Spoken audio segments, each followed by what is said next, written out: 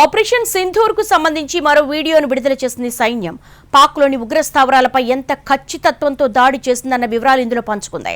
పాక్లోని ఉగ్ర స్థావరాలపై దాడులకు ఎలా ప్రణాళికలు రచించింది, సైన్యానికి ఎలా శిక్షణ ఇచ్చింది, ఉగ్ర శిబిరాలపై దాడులు ఎలా చేసింది వంటి వివరాలు ఇందులో ఉన్నాయి. ప్లాన్డ్, ట్రైన్డ్, ఎగ్జిక్యూటెడ్ పేరుతో ఆర్మీ పశ్చిమ కమాండ్ అధికారులు ఈ వీడియోను పంచుకున్నారు. పెహల్గాం ఉగ్రదాడికి ప్రతీకారంగా పాక్ గుణపాఠం చెప్పామని ఇందులో పేర్కొన్నారు.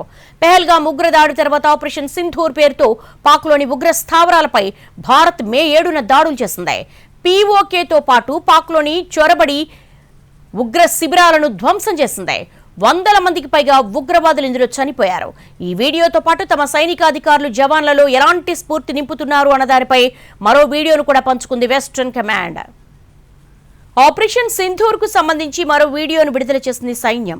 పాక్లోని ఉగ్ర స్థావరాలపై ఎంత ఖచ్చితత్వంతో దాడి చేసిందన్న వివరాలు ఇందులో పంచుకుంది. పాక్లోని ఉగ్ర స్థావరాలపై దాడులకు ఎలా ప్రణాళికలు రచించింది, సైన్యానికి ఎలా శిక్షణ ఇచ్చింది, ఉగ్ర శిబిరాలపై దాడులు ఎలా చేసింది వంటి వివరాలు ఇందులో ఉన్నాయి. ప్లాన్డ్, ట్రైన్డ్, ఎగ్జిక్యూటెడ్ పేరుతో ఆర్మీ పశ్చిమ కమాండ్ అధికారులు ఈ వీడియోను పంచుకున్నారు. పెహల్గాం ఉగ్రదాడికి ప్రతీకారంగా పాక్ గుణపాఠం చెప్పామని ఇందులో పేర్కొన్నారు. పెహల్గాం ఉగ్రదాడి తర్వాత ఆపరేషన్ సింధూర్ పేరుతో పాక్లోని ఉగ్ర స్థావరాలపై భారత్ మే 7న దాడులు చేసింది. పీఓకేతో పాటు పాక్లోని చొరబడి ఉగ్ర శిబిరాలను ధ్వంసం చేసింది. 100 మందికి పైగా ఉగ్రవాదులు ఇందులో చనిపోయారు.